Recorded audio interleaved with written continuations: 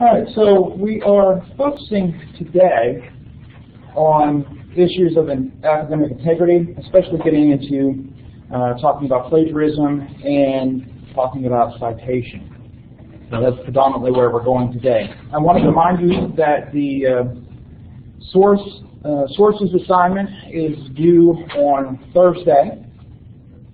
Again, look more fully at it on Blackboard, but essentially the first part is going to be related to sources that you found, specifically looking for you to look for websites related to your topic, and pick 5 websites. It could be the first 5 you find on Google, or it could be 5 that look interesting. It doesn't matter whether you're using them or not, but go through and talk about those things that we talked about last Wednesday. Of who's the author, what can you tell about the author, what can you tell about what sources they use, accuracy, etc. So that's the first part of the assignment. The second part of the assignment has to do with sources that you've discovered for your paper and demonstrating how you would quote the source, how you would paraphrase the source, how you would summarize the source, while providing appropriate documentation, appropriate citation of those sources, things we're going to talk about today and Wednesday. So make sure that you remember to complete that assignment. Again, some of it you can complete already. It's just a matter of some of the citation issues might have to wait. So let's talk a little bit about some definitions, some things related to academic integrity. When you hear the phrase academic integrity, what are the things you think about? All right, go ahead. I want us to write that down on Word. Word would author and then write it in. Yeah, so just put the URL for the website, and then just put author, what you can tell about the author, audience, what you can tell about who it's directed to, and those. I think I add usefulness there as well. It's is this site going to be useful to you or not? So that would be fine. Any other questions about the assignment before? Okay, so when you hear the phrase academic integrity, what are some of the things that you think of? What does that phrase mean to you?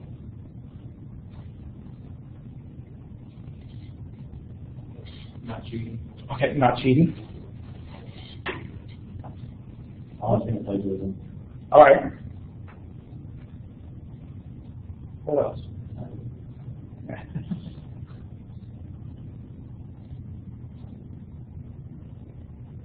I mean, obviously, usually we think of the violations of academic integrity maybe first. And so when we think of an honor code violation or something that would get you in trouble with either an instructor or maybe the dean of students, we think of the negatives. But I want to start off by talking about positives and thinking about positively what it means. So first of all, we should think about academic integrity as acting honestly with respect to academic assignments.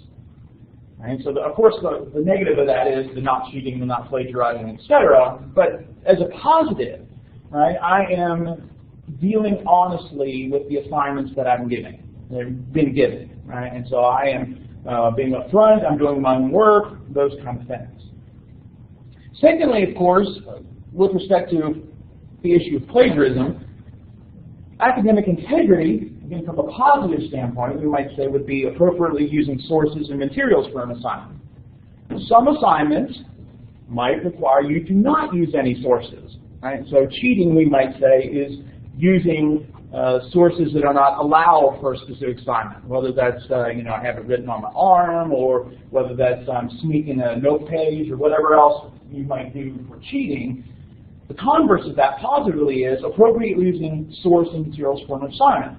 And so if you're not supposed to use a source, academic integrity would be not using those sources. But then furthermore, beyond that, especially in the context of a Christian college, I think we have to always see this a matter of living consistently. Right? As Christians, we are called to live consistently, uphold certain values and virtues, And that should be true no matter what system or what situation we find ourselves in. It might be the easy route to plagiarize. It might be the easy route to cheat. But that isn't living consistently with Christian virtues. That's not living consistently with what we claim to be our goals and our ideas. So let's think, of course, from the negative side.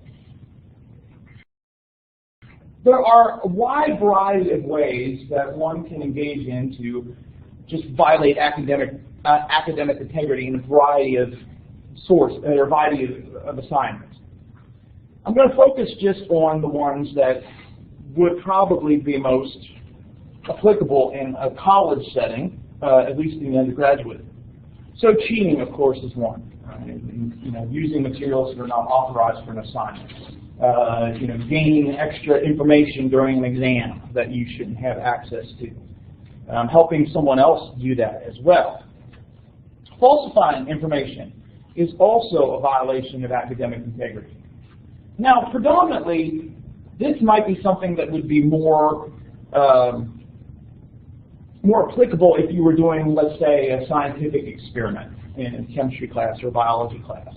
And you're supposed to be doing this experiment, and you know what the results should be, because you know what the teacher has said, but you're not getting those results. So if you falsify your results so it looked like what it should be, then that would be a violation of academic integrity. Getting someone else to do your work for you is also a violation of academic integrity. Now, I'm not talking about getting assistance, right? Somebody helping you with that, or talking to the professor, or group work, of course, certainly would not be a violation of that. But if you get someone else to do your work for you, instead of you doing the work, that would be a violation of academic integrity as well. And then the major one we are focusing on today is plagiarism. Now, it's probably a term that you've heard frequently, especially if you have been at a university for any of the several semesters. But what does it mean? What does plagiarism refer to? Taking someone's work and claiming that as your own. Right? Taking someone's work and claiming it as your own. I mean, that pretty well sums it up.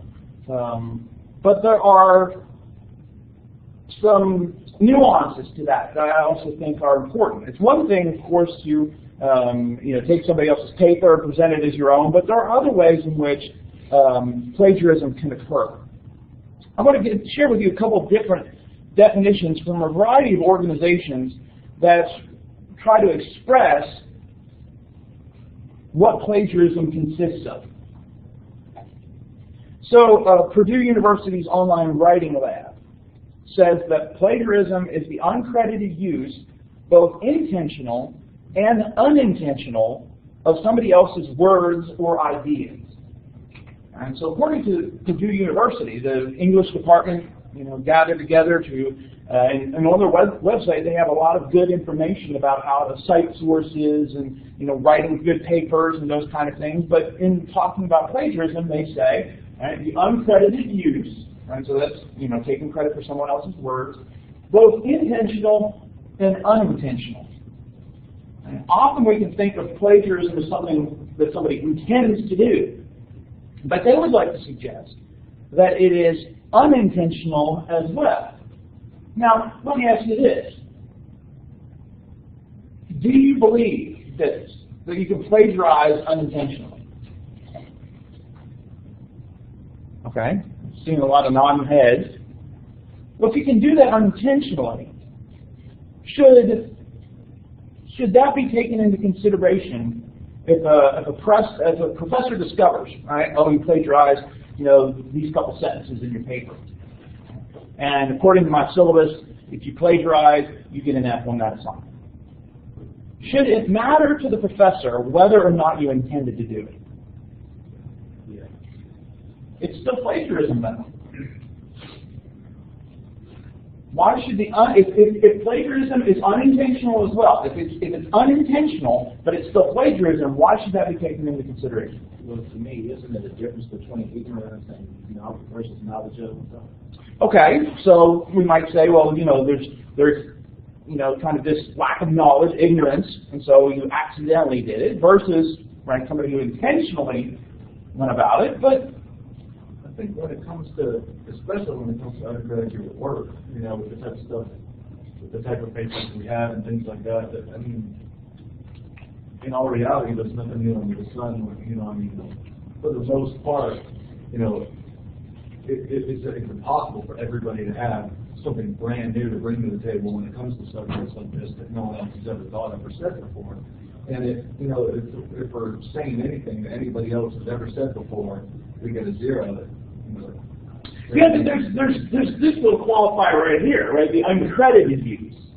I mean, it's one thing to use it and then credit it. That's not plagiarism. We're talking about uncrediting but unintentionally doing it.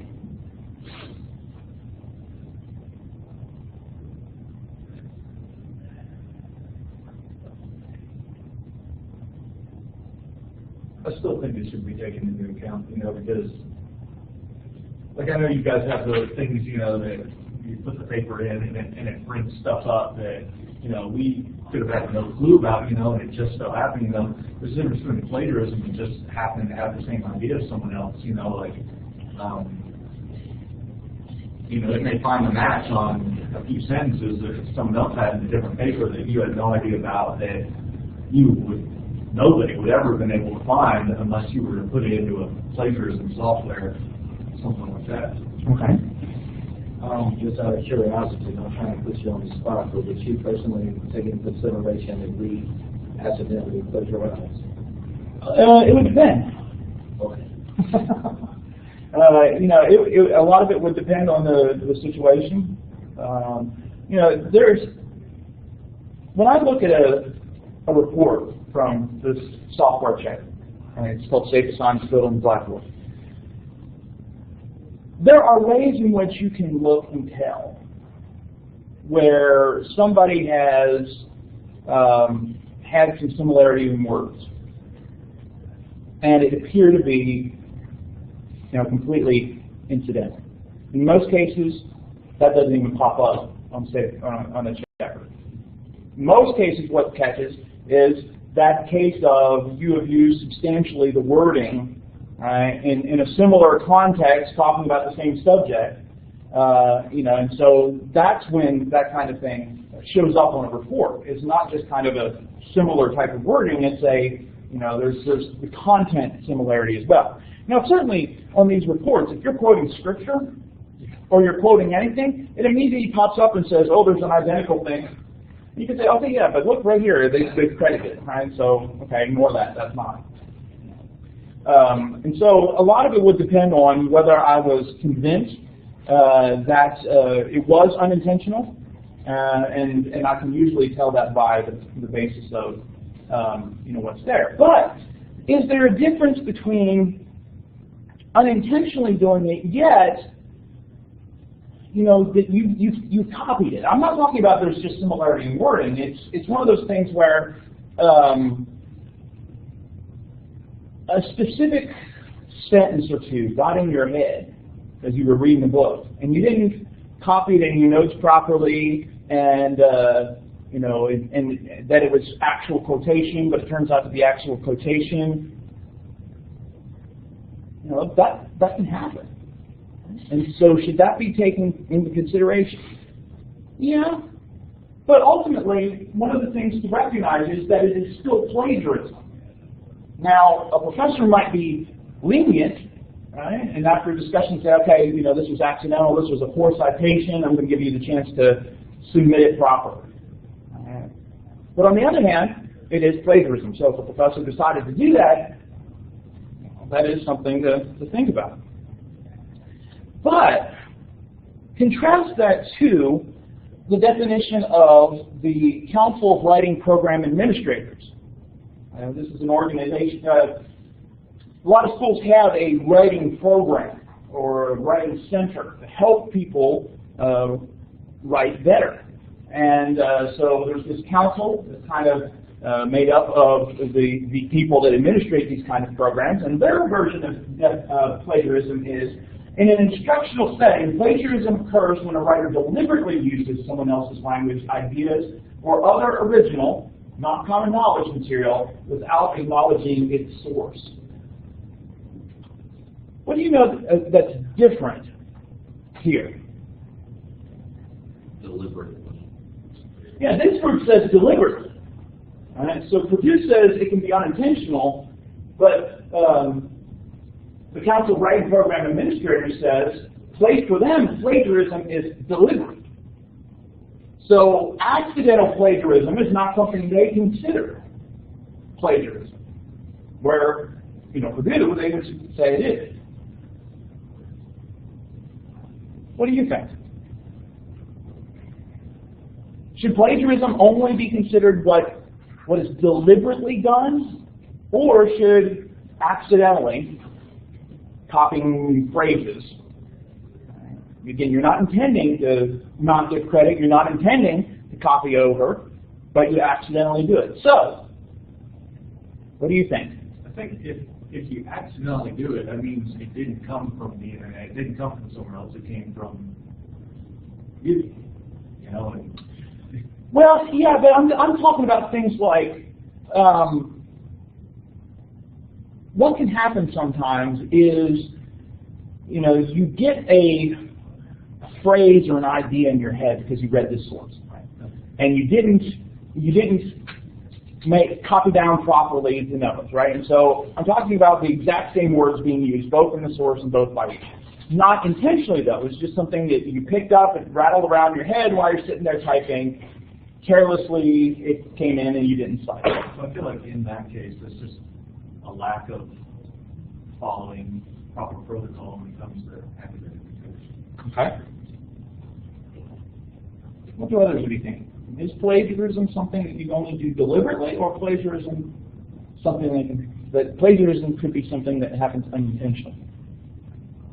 I think it could be unintentional. So like in a college class, I think it's just like points to be taken off, but you shouldn't get it fail. Yeah. So you would say it's still plagiarism, but it's unintentional. Where they would say it's something different. Right? I mean, the second one says it's deliberate. So it could still happen, but it wouldn't be plagiarism in their eyes. So certainly we might say you should approach it differently. And I mean, there's a difference between somebody who deliberately submits something that isn't their own and something that's not. Okay?